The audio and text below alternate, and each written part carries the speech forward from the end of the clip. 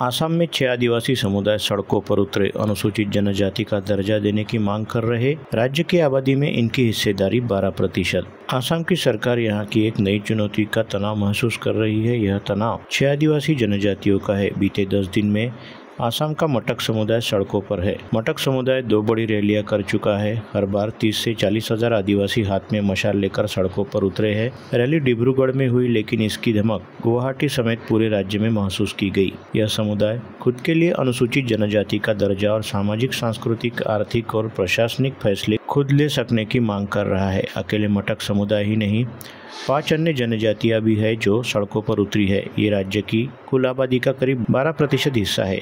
इस आंदोलन की कमान युवा संभाल रहे हैं। रैली की भीड़ में ज्यादातर आबादी 30 साल से कम की है। ऑल असम मटक स्टूडेंट यूनियन के केंद्रीय अध्यक्ष संजय हजारिका ने इसकी कमान संभाली है। दरअसल मटक समुदाय की मांग काफी पुरानी है और इस बारे में उनके प्रतिनिधियों की सरकार के साथ कई दौर की बातचीत हो चुकी है, लेकिन समाधान नहीं निकल पाया। अब असम में विधानसभा चुनाव नजदीक है, इसलिए सीएम हिमंता बिस्वा शर्मा तनाव में है। वो बार बार मटक समुदाय को बातचीत के लिए बुला रहे हैं, लेकिन समुदाय ने मना कर दिया और वो सड़कों पर उतर आए। असम में विरोध प्रदर्शन इसलिए हो रहा है क्योंकि स्वदेशी समूहों का मानना है कि भाजपा सरकार की नीतियां विशेष रूप से भूमि और संसाधन प्रबंधन से संबंधित उनके अधिकारों और पहचान को खतरे में डालती है। वे सरकार पर ऐसा करने का दावा करने के बावजूद उनके हितों की रक्षा करने में विफल रहने का आरोप लगाते हैं, जिससे व्यापक असंतोष और प्रदर्शन हो रहा है। असम में भाजपा सरकार के खिलाफ स्वदेशी समूहों द्वारा किए जा रहे विरोध प्रदर्शन बहुआयामी है, जो उनके अधिकारों और पहचान की रक्षा के वादों के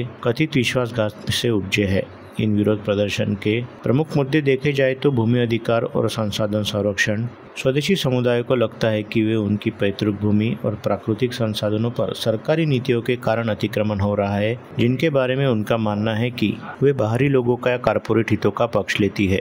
उनका तर्क है कि सरकार ने उनके भूमि स्वामित्व को सुरक्षित करने या अवैध भूमि हस्तांतरण को रोकने के लिए पर्याप्त उपाय लागू नहीं किए। नागरिकता संशोधन अधिनियम CAA असम में विवाद का एक महत्वपूर्ण बिंदु रहा है। स्वदेशी समूहों को डर है कि यह अधिनियम, जो पाकिस्तान, बांग्लादेश और अफगानिस्तान में गैर मुस्लिम प्रवासियों के लिए भारतीय नागरिकता का मार्ग प्रशस्त करता है, राज्य में जनसांख्यिक बदलाव ला सकता है, जिससे उन्हें उस ओर धकेला जा सकता है और उनकी सांस्कृतिक पहचान का क्षरण हो सकता है। बड़े पैमाने पर विकास की परियोजनाएं, जिनमें बुनियादी ढांचे, खनन और तेल निष्कर्षण से संबंधित परियोजनाएं शामिल है, अक्सर स्वदेशी समुदायों के लिए हानिकारक मानी जाती है। इन परियोजनाओं से विस्थापन, आजीविका का नुकसान और पर्यावरण गिरावट हो सकती है। स्वदेशी समूह अपनी अनूठी सांस्कृतिक विरासत और भाषाओं के क्षरण के बारे में चिंतित है। वे सरकार पर उनकी विशिष्ट पहचान को बढ़ावा देने और संरक्षित करने के लिए पर्याप्त नहीं करने का आरोप लगाते हैं, जिससे प्रमुख संस्कृतियों में आत्मसात होने का डर है। भाजपा सरकार अपनी ओर से स्वदेशी समूहों के संरक्षण और उत्थान के लिए काम करने का दावा करती है। हालांकि चल रहे विरोध प्रदर्शन